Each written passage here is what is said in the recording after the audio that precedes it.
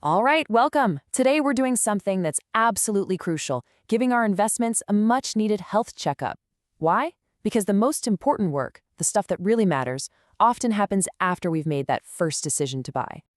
So think about it. You've done all the research, you found a company you really believe in, you pull the trigger, and you buy the stock. Great. But what happens next? For a lot of people, the honest answer is not much. And you know what? That can be a very, very costly mistake. This quote just nails it. The real work isn't just about picking a winner from the get-go. It's about constantly checking in on your original idea, your thesis, and being honest enough to recognize when the story changes or when a trend just isn't your friend anymore.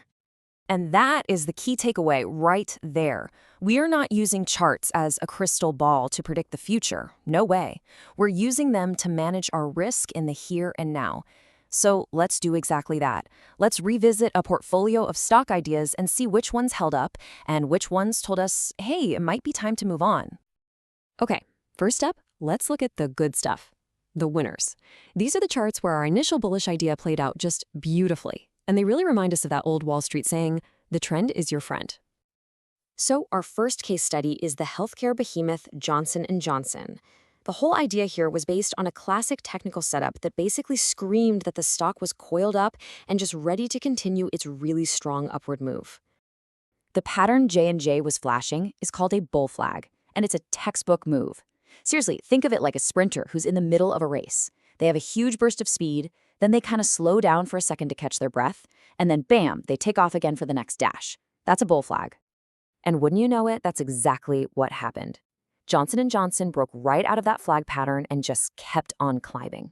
The original idea was confirmed, plain and simple. This is what a healthy, strong, confirmed trend looks like in the wild. So what are those telltale signs? What do you look for in a strong trend? Well, whether it's J&J or another stock that's really performing well, you'll see these key things. The price just hangs out above key moving averages, like the 21-day EMA. Your momentum indicators, like the RSI, which is kind of like a speedometer for the stock, it stays high. And you get that gorgeous staircase pattern of higher highs and higher lows. It's just marching upwards. But, of course, they don't all work out so perfectly, right? That would be too easy. So now let's look at what happens when the charts start to show some cracks. This is where active management becomes so important. This is when the story you thought you were following starts to change on you. Let's take a look at the semiconductor company Broadcom. Now, the bullish idea here was that after a big run-up, it would pull back to a previous gap range. That's just an area on the chart where the price jumped, leaving a space, and it would find support there before launching higher again. And so far, it has bounced from that support zone. But look at this table. It is right on the razor's edge.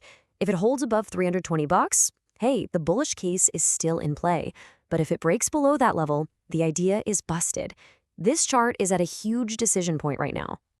Now, for an even clearer example of a breakdown, check out Welltower. The plan was so simple. Break above that key resistance, hold it as new support, and keep on trucking upwards.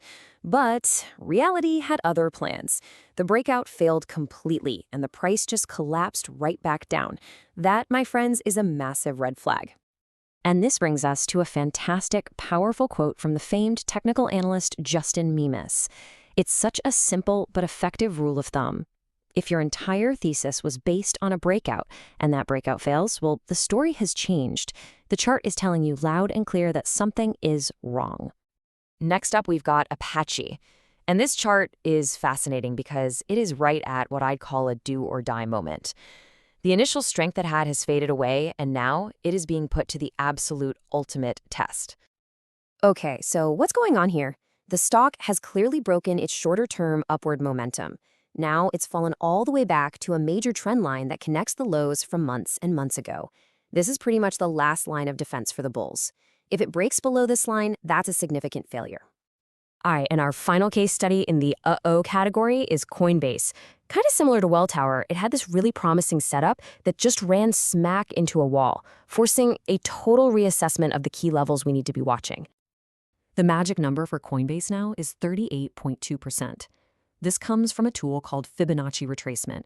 It's just a way traders try to identify potential support areas after a stock makes a really big move. So after that first breakout attempt failed, the stock pulled back, and for now at least, it's found a floor right at this 38.2% level. And what's interesting is that it also lines up with its 50-day moving average. So if this combined support area breaks, the whole structure of the chart starts to look a lot more negative. So what's the big picture here? What's the main takeaway from looking at these different charts? It's really about shifting your whole mindset, moving away from trying to be a psychic who predicts the future and toward creating a durable, repeatable process for managing your money. This right here should be your mantra. Say it with me. The initial analysis is the starting line, not the finish line. Getting into a stock is just step one. The real work, the monitoring, the reassessing, the risk management, that's what actually defines a successful approach over the long haul. It's a continuous loop. Look, here's a super simple but really powerful framework you can use for your own stocks. 1. Know why you bought it. What was the original thesis? 2. Define the key price levels that would prove you right or prove you wrong. 3. Actively watch for those warning signs, like a failed breakout. And 4. The hardest part, be disciplined enough to actually do something when the story changes. And that leaves us with one final and I think very important question to take with you. Go look at your own portfolio right now and ask yourself, for every single position you own, does this chart story still align with my original thesis? Is this stock still truly worthy of my hard-earned capital?